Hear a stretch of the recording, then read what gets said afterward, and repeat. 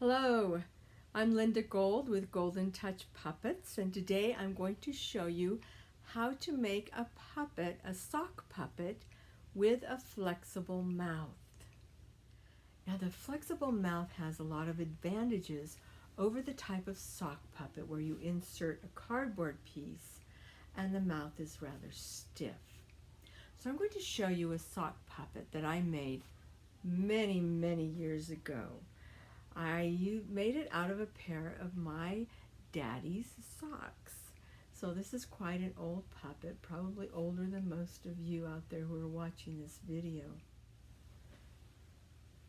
Hi, I'm Charlie, and I have a flexible mouth. I can make silly faces with it. You couldn't do that with a cardboard mouth. No, wouldn't work. So Charlie is a very old puppet, and his eyes are flat, which means I have to keep my wrist bent when I work him. So we're going to show you some other ways to do eyes on the puppet where they're not completely flat. Makes it much more difficult with the flat eyes. You certainly can do flat eyes on it, but if you do, you have to keep your wrist bent or the eyes disappear. So You don't want disappearing eyes. So here we go. Have you got a sock? You need a sock, you need a needle, and you need some thread. So thread your needle. If you haven't got a sock or a needle yet, then go and get one. Pause the video and go and get one and come back. And when you have your sock, you're going to put it on so that the knuckles, so that the heel goes on top of your knuckles. Then you're going to take the excess toe and tuck it in like this. You see the mouth already? So you're going to grab it while it's on there like that. You're going to grab it and pull it off. Then what you're going to want to do is tack it with your needle and thread there and there. So on each side you're going to do a little tack to keep that mouth back where it belongs. I'm going to show you how to do that using a contrasting thread color so that you can see the stitches. Okay, so here's where I'm stitching it. You see the heel right there and the mouth there. And I'm going to stitch first on this side. I've got my needle and thread. I'm just going to take a few stitches right in and out. You see the needle there going in and out. Pull my thread, and that little knot on the outside is not going to be noticed by anyone, so don't worry about it.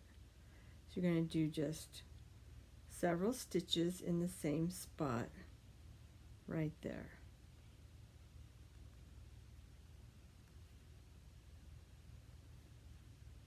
After you do 3 or 4 stitches in that spot, you're going to put a knot in the thread simply by going back through the loop. Do you see the loop there?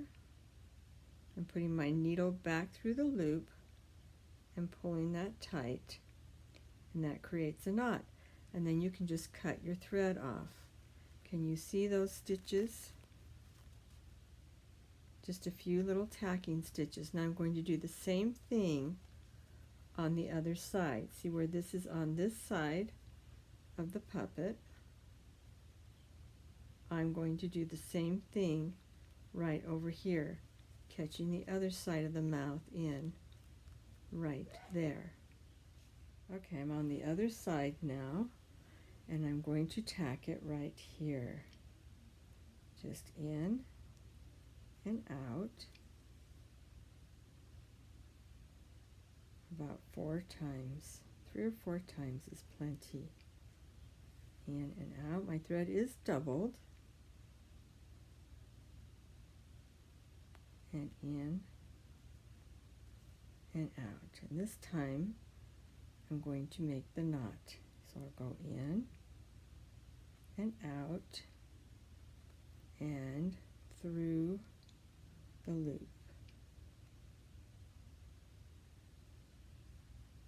create the knot. So you see the stitches there. If I were making this puppet and really wanted a nice puppet, I would match the color of thread, but I wanted you to be able to see the tacking stitches. So I chose a very bright thread this time so that you could see them. If you want to trim some of those excess threads, you can. But that's your basic puppet now. Now I'm going to put the puppet on. Remember, the heel of the puppet should go right on top of my knuckles. My upper hand, my fingers go in above the stitches, and my thumb goes in below the stitches. Now when you work a puppet, you want to make sure the focus of your movement is in your thumb and not your fingers, because you don't want it to go like this. So if you have flat eyes, you really have to bend your wrist so that those eyes can be seen. Another option is to use some type of ball. You can use pom-pom balls, ping pong balls. These are foam balls. You could glue balls right on there, and then you don't have to worry about bending your wrist. So you can glue on balls, you can glue on hair, you can glue antennas, whatever it is you want to turn your puppet into. It can be anything at all that you want. Let's talk about glue for just a minute, the kinds of glue that you could use for it. If you're doing balls like this, then you're going to want to have a fairly heavy-duty glue to hold those balls on. If it's something like a ping pong ball, you might want to sand it a little bit to give it a rough edge before you glue it. A lot of people love hot glue. I'm not a huge fan of hot glue, but if you like hot glue, you can use that to glue them on. You might want to glue a nose on them, maybe some ears, whatever it is you're making your puppet into. I like a glue called E6000, and I also like Aleene's Tacky Glue. If I'm just gluing flat eyes made out of felt, I will use the tacky glue.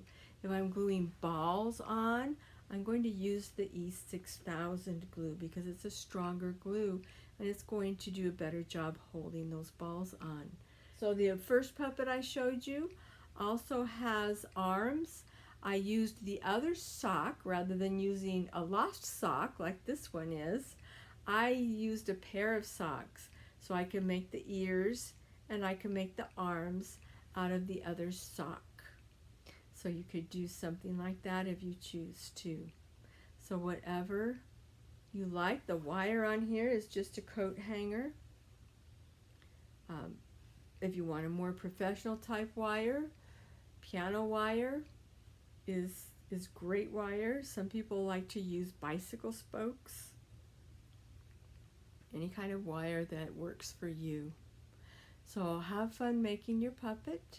I hope you enjoy it. Thanks for watching.